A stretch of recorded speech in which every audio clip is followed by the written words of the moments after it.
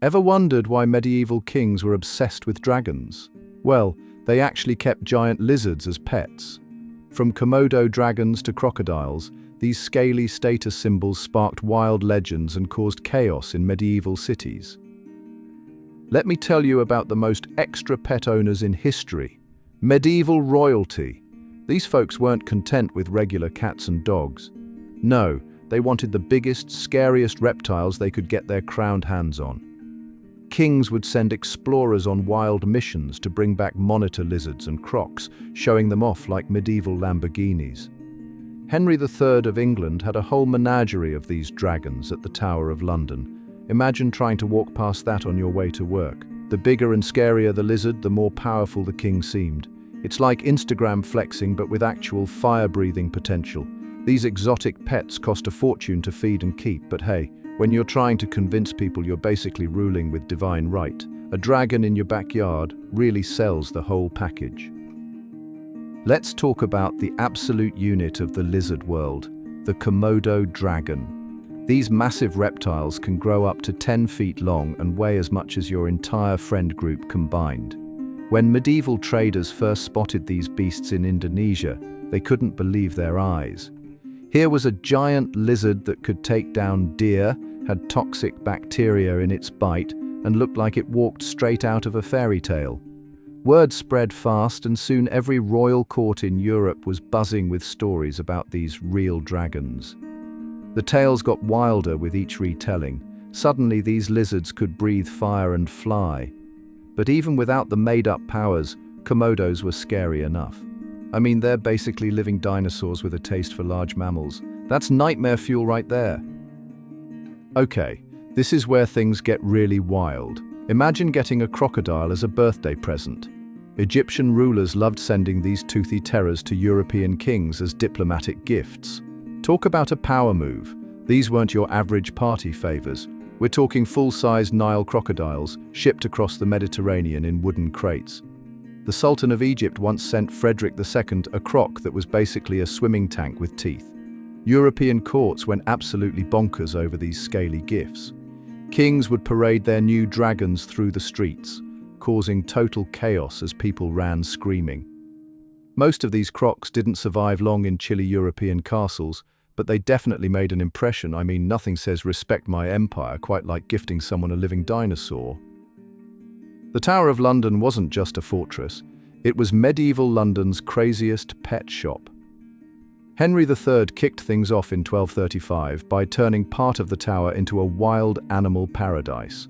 We're talking lions lounging next to the crown jewels, polar bears fishing in the Thames, yes really, and giant lizards sunbathing on castle walls. The kings kept their prized dragons here, right where everyone could see them. It was like a medieval flex zone. The more exotic animals you had, the cooler you were. The tower's menagerie became London's hottest tourist spot. For a few pennies or a stray dog or cat, to feed the lions, yikes, anyone could come see these incredible beasts. Imagine walking through medieval London and hearing actual lion roars echoing off the tower walls. While European kings were losing their minds over imported reptiles, Asian royalty had their own special connection with monitor lizards. These massive lizards played a huge role in Asian dragon mythology. In places like Thailand and Indonesia, water monitors would casually stroll through palace grounds like they owned the place. Some grew as long as 6 feet, basically the size of your average couch. Royal families kept them as living good luck charms, believing these scaly giants brought divine protection. The coolest part? These monitors actually helped keep the palace grounds clean by eating all sorts of pests. Talk about earning their royal status, and when visiting diplomats saw these enormous lizards, they'd rush home with wild stories about Asian dragons. Here's where medieval medicine gets seriously weird. Kings were drinking actual lizard blood. Royal doctors thought monitor lizard blood had magical healing powers. They called it dragon's blood and prescribed it for everything from baldness to battle wounds. Kings would pay ridiculous amounts of gold for tiny vials of the stuff. The really crazy part, some of these treatments kind of worked. Monitor lizard blood contains powerful antibacterial compounds that can help fight infections. These medieval doctors stumbled onto real science while trying to do magic. Of course, they also mixed the blood with things like ground-up unicorn horn, narwhal tusks, and powdered mummy. Yes, actual mummies. So maybe let's not give them too much credit. You won't believe this. Some medieval castles actually had special rooms built just for their giant lizards. These weren't your average pet kennels. They needed super thick walls to keep the heat in. Remember, lizards get grumpy when they're cold.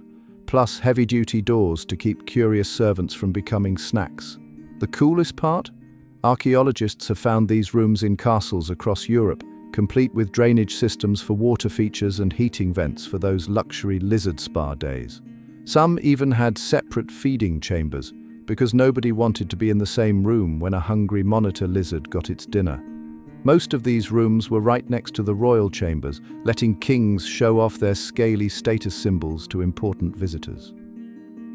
Let's talk about the bravest, or maybe craziest people in medieval courts, the royal dragon handlers. These folks had the wild job of keeping giant lizards happy and fed. And trust me, it wasn't all sunshine and scales. They had to learn the hard way that a hangry Komodo dragon isn't exactly a friendly puppy. These handlers developed some seriously creative techniques, like using long poles with meat attached to exercise the lizards and special leather armor to protect themselves during feeding time.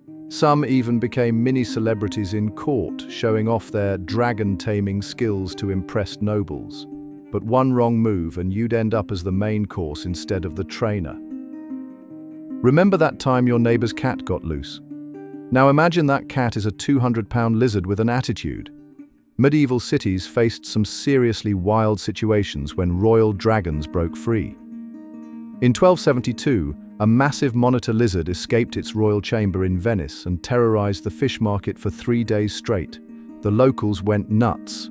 In Paris, 1389, a crocodile from the royal menagerie took a surprise swim in the Seine, causing fishermen to swear off water forever.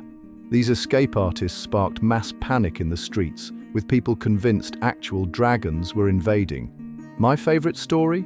The Tower of London's runaway dragon that ended up crashing a fancy noble wedding. Talk about an unexpected guest. Let's connect these medieval dots. Those giant lizards lounging in royal courts, they totally shaped the dragon stories we know today. When people saw these massive reptiles basking in castle courtyards, their imaginations went into overdrive. A Komodo dragon's powerful legs became wings in storytelling. That weird way monitor lizards hiss and drool, suddenly it's fire-breathing in the tales. Even the way these royal pets were kept in heated chambers high up in castle towers sparked stories of dragons hoarding treasure in mountain lairs. Medieval poets and artists hung around court, saw these scaly beasts and thought, you know what would make this cooler? If it could fly. And boom, our modern dragon myths were born. Thanks for joining me on this wild journey through medieval royal pet keeping. If you enjoyed learning about these scaly status symbols, smash that like button and subscribe for more bizarre historical tales. Share with your friends. They need to know about medieval lizard drama.